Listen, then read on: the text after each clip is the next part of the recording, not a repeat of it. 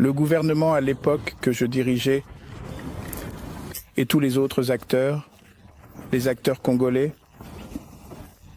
en ce qui concerne le Congo, ce sont des partis politiques de l'opposition, de la société civile et d'autres. Ce document ou cet accord a été mis en œuvre. Sa mise en œuvre a pris quelques années. Nous sommes passés d'un simple accord ou de ce document à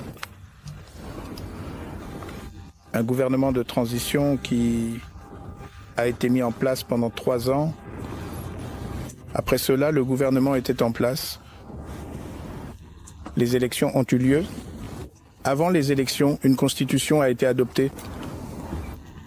Et après l'adoption de cette constitution, des élections ont été organisées, les toutes premières élections libres et équitables. Après 1960, et des élections successives ont été organisées. Donc, la mise en œuvre de cet accord était proche de 100%, ce qui signifie que nous sommes passés d'un gouvernement de transition à un gouvernement élu, des institutions élues, jusqu'à ce que nous quittions nos fonctions en 2019. Donc le document, où l'argument a été entièrement mis en œuvre. Merci beaucoup. C'est Diane Dangobo de Newsroom Africa. J'ai plusieurs questions. Si vous pouviez nous dire quelle était la nature de vos discussions avec le président Mbeki tout à l'heure et qu'est-ce qui vous a amené en Afrique du Sud pour avoir cette réunion en particulier? Mais aussi, peut-être pouvez-vous nous donner votre évaluation sur les raisons pour lesquelles la situation dans l'Est de la RDC reste si fragile. Juste hier, le M23 a déclaré qu'il ne participerait pas lors de la réunion à Luanda. Alors, comment résolvez-vous cela si les gens ne veulent pas se rassembler autour de la table? Et enfin, de mon côté, que pensez-vous du retrait des troupes semi-RDC? Quelles pensez-vous que seront les conséquences de ce retrait dans les efforts pour obtenir la paix là-bas? Eh bien, ce sont beaucoup de questions. Je ne pense pas me souvenir de tous, mais merci. Mais ma réunion avec l'ancien président Mbeki découle d'une invitation. Quand nous sommes rencontrés à Windhoek, je crois que c'était il y a 2 semaines, il voulait savoir ce qui se passait au Congo. Alors, il m'a invité. Et c'est pourquoi je suis venu le voir. 2 ou 3 des questions. Je ne suis pas le porte-parole du M23, alors pourquoi n'ont-ils pas assisté à la réunion ou pas? Je ne suis pas très confiant à ce sujet. Ils ont certainement leurs raisons et vous pourriez avoir d'autres moyens de leur poser des questions. Mais quelle était la 3e question? La 3e était, qu'est-ce que vous croyez? Les conséquences du retrait de la semi-RDC de l'Est de la RDC vont être importantes, étant donné à quel point la situation reste fragile. Et vous savez, les personnes qui sont censées être autour de la table ne viennent pas à la fête. Je n'ai pas suivi de très près la situation ou le déploiement. Et bien sûr l'annonce du retrait de certaines forces en RDC. Notre point de vue a toujours été, et c'est ce que j'ai dit il y a quelques semaines, cela, en considérant la situation, la solution que nous avons adoptée. Il y a longtemps, en 2002-2003, parce qu'à l'époque, nous avions aussi une situation presque similaire, où vous avez une multitude de forces armées, divers groupes armés. Aujourd'hui, ce qui est nouveau, c'est que vous avez maintenant des mercenaires qui ont été engagés par les forces gouvernementales. Notre attitude à l'époque était de demander à chacun de partir, chaque force. C'était de partir. Et c'est exactement ce qui s'est passé. Et c'est ce qui, je crois, a directement ou indirectement facilité le processus de paix qui a commencé immédiatement après. Mais est-ce la même solution que nous pouvons appliquer à la situation actuelle? Quoique c'est en partie vrai, oui. On peut appliquer la même solution, mais en considérant que le problème est beaucoup plus profond que ce que tout le monde le pense, vous devez vous plonger dans les dynamiques internes de ce qui se passe au Congo et laisser de côté ce jeu de blâme en pensant que tout ce qui se passe est le résultat de quelqu'un d'autre. À un moment donné, nous devons nous demander, n'est-ce pas nous le problème ou notre problème? Et comment le résolvons-nous en tant que Congolais? Alors, quelles sont les conséquences de le retrait de Samir RDC? Eh bien, je ne vois pas de perturbation majeure dans la mesure où, en ce qui concerne le retrait, parce que ce sont des forces, à ma connaissance, qui ont été déployées dans une zone donnée, qui est les zones autour de Goma. Y a-t-il des implications au-delà de cela? Eh bien, le temps nous le dira probablement. Monsieur, ancien président, merci de nous accorder du temps. Je m'appelle Moloko de l'ENCEA. Je veux juste comprendre, étant donné que vous avez convoqué une réunion avec les leaders de l'opposition en RDC et la société civile au début de ce mois, comment voyez-vous cela ou peut-être quelles étaient les solutions proposées par cette réunion particulière pour résoudre la crise là-bas? Mais aussi, avez-vous par hasard des intentions personnelles de revenir en tant que président de la RDC, compte tenu de la crise là-bas? La réunion qui a été convoquée ou avait ses racines dans une analyse que nous avons faite. Nous avons analysé la situation et sommes arrivés à la conclusion que tout le monde parle du Congo, sauf les Congolais. Vous allez à Nairobi, tout le monde parle du Congo. Vous venez en Afrique du Sud où je peux voir l'intérêt. Tout le monde veut savoir ce qui se passe au Congo. Mais les Congolais eux-mêmes semblent être ignorés. L'objectif était de réunir la société civile, l'opposition et toute autre personne intéressée. Dans notre pays, les leaders religieux aussi, afin que nous puissions discuter et surtout essayer d'analyser la situation. Quel est le rôle de chaque acteur dans ce qui se passe? Qu'en est-il au Congo? Quel est le rôle du gouvernement et la société civile et bien sûr l'opposition? Eh bien, la deuxième question, c'est-à-dire, suis-je prêt? Non, écoute. Nous sommes prêts à travailler, honnêtement, travailler pour la paix. Travailler activement pour la paix. C'était notre attitude il y a 22 ans, quand nous sommes venus à Sun City et avons signé l'accord. Notre attitude aujourd'hui, être beaucoup plus informé, c'est définitivement se lever à nouveau et être en mouvement, travailler pour la paix de toutes les manières possibles.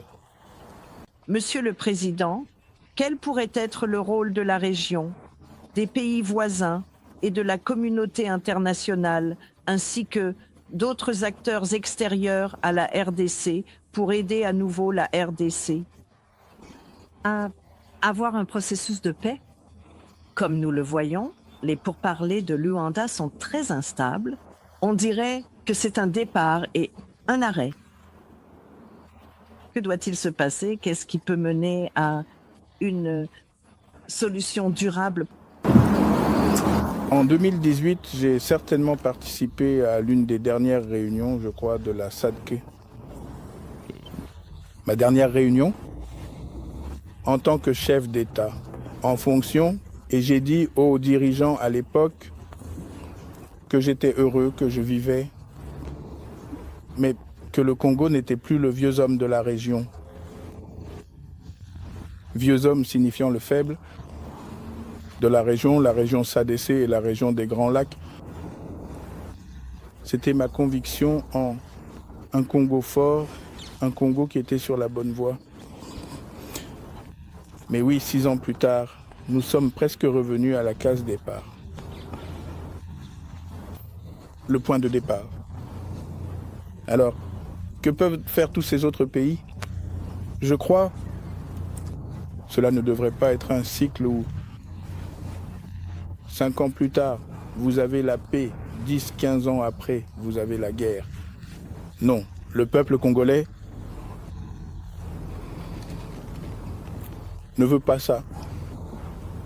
Je crois que nous devons revenir aux fondamentaux pendant près de 16-17 ans, le Congo était pas 100% stable, mais assez stable pour qu'il avance en ce qui concerne le développement économique et d'autres domaines.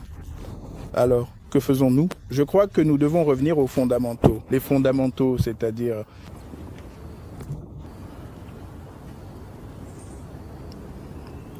nous devons nous poser la question, où avons-nous mal agi? Et je crois que là où nous avons mal agi, c'est qu'un certain nombre d'erreurs ont été commises en ce qui concerne le respect de l'état de droit, de la Constitution, de la gouvernance et tout ça. Nous devons revenir à cela. Et les pays de la région ou les voisins régionaux du Congo font probablement la même chose. Qu'en 2002, soutenez un processus ou un processus de paix et avancez. Vous avez parlé de la fragilité du processus de paix. À Luanda, je crois que ce sont juste les dynamiques. Les gens n'ont pas encore lubrifié la machine. Bon moment. Espérons que les choses reviendront sur les rails et les gens commenceront à parler honnêtement de paix. Monsieur Nelly Payton de Reuters, que répondez-vous à l'accusation du président Tshisekedi? Vous seriez un complice de l'Alliance du fleuve Congo ou du M23? Et quelle est votre relation avec ces groupes? Si jamais je l'étais, le mot que vous utilisez, c'est quoi? Un complicem, un complice, je crois. Eh bien, la situation n'aurait pas pu être ce qu'elle est. Ça aurait pu être très différent. Donc, ce sont juste les meilleurs. La prochaine fois que tu le vois, demande-lui de te donner la preuve de ce qu'il a dit. Donc, c'est tout ce que je peux dire. Regrettes-tu d'avoir soutenu le président Tshisekedi pendant son tout premier mandat présidentiel, en dépit des controverses et des défis rencontrés durant cette période, et malgré les critiques qui ont été formulées par certains opposants? Je ne vis pas avec des regrets, non. On fait des erreurs dans la vie, elles te rendent plus fort. Et si tu es faible, elles te rendent plus faible. Je crois que je suis plus fort maintenant grâce aux erreurs que nous avons commises. C'est à nous de corriger ces erreurs. Dernière question, deux autres questions. Et ensuite, ne abusons pas de la vitalité de la Fondation. Maintenant, c'est un dictateur. 4 autres questions, oui. Des rumeurs. Aujourd'hui, il y a des rumeurs qu'il pourrait y avoir un coup d'État ou une rébellion au Katanga. Penses-tu qu'il y a un risque de cela? Eh bien, le risque est présent dans tout le pays, pas seulement au Katanga. En ce qui concerne le Rwanda, qui a été accusé, au moins par Pretoria, par le président Cyril Ramaphosa, de soutenir le M23. Quelle a été votre évaluation? Et s'ils ont effectivement un rôle dans la déstabilisation de votre pays, comment la communauté internationale devrait-elle alors agir à leur égard? Eh bien, je n'ai pas entendu le président Ramaphosa et je ne vais pas soit soutenir, soit contredire ce qu'il a dit. Je ne l'ai pas entendu. Mon attitude face à tout ce qui se passe, je peux le résumer en une seule question. Si je suis faible, de qui est-ce la faute? Est-ce la faute de mon voisin ou de mon ennemi? Ou est-ce ma faute? Si et quand vous répondrez à cette question, alors vous trouverez certainement une solution au problème que vous avez. Et le Congo ne peut pas continuer à être ce pleurnichard dans la région. Parler de sa faiblesse et de la force des autres, cela, pour moi, n'est pas la bonne approche. Alors, comment la communauté internationale gère-t-elle la situation? Eh bien, je ne fais pas partie de cette communauté internationale en particulier. Mais en tant que Congolais, ce qui m'intéresse, et ce qui intéresse le peuple congolais, c'est comment nous gérons la situation, avec la situation nous-mêmes. Et je crois que cela devrait être le point de vue à partir duquel nous devrions regarder les choses. Dans le cadre des solutions que vous pensez devoir être mises en œuvre en RDC, cela inclut-il un processus de construction nationale et à quoi cela ressemblerait-il et qui en ferait partie? Nous avons parlé plutôt de l'accord de Sun City. L'accord de Sun City a posé les bases de ce que l'on pourrait appeler un processus de construction nationale. Je ne pense pas que qui que ce soit, les médiateurs, les facilitateurs feront quoi que ce soit de mieux que ce que nous avons fait. À Sun City, je doute qu'ils fassent cela. Et c'est pourquoi j'ai parlé de revenir aux bases, parce qu'à partir de cet accord particulier, nous en sommes sortis. Trois ans plus tard, avec la Constitution qui a posé les bases de ce dont vous parlez, la construction nationale, la construction d'institutions, les élections, et le reste était censé suivre. Donc pour moi, cela pourrait être l'approche. Des millions de kilomètres carrés du Congo sont à risque, donc à risque d'une rébellion ou d'une critique, à risque de troubles, n'importe où, au Congo. Donc, ce n'est pas seulement le Katanga ou une région donnée. Juste une dernière de ma part. Penses-tu que ton successeur, le président Tshisekedi, fait partie du problème actuel? Et tant qu'il est en poste, peut-être que ces problèmes ne seront jamais résolus. C'est ton impression. Mais aussi, si tu devais expliquer en termes simples à un étranger certains des problèmes pertinents auxquels ton pays est confronté, tu dirais que le problème est ici. Ce sont les ressources. Et, bien sûr, nous voyons comment ce problème se manifeste. Eh bien, je vais conclure en disant ceci. Je crois que le problème au Congo, tu l'as dit à juste titre, le problème c'est le président Félix. La solution c'est le président Félix. Alors, comment comprends-tu cela? Comment fais-tu pour le tourner à gauche et à droite? À toi de voir. Mais des décisions critiques doivent être prises. Ça, mais... et en des temps critiques, il faut prendre des décisions critiques et ce sont des temps critiques pour le Congo. Mais en ce qui nous concerne, eh bien,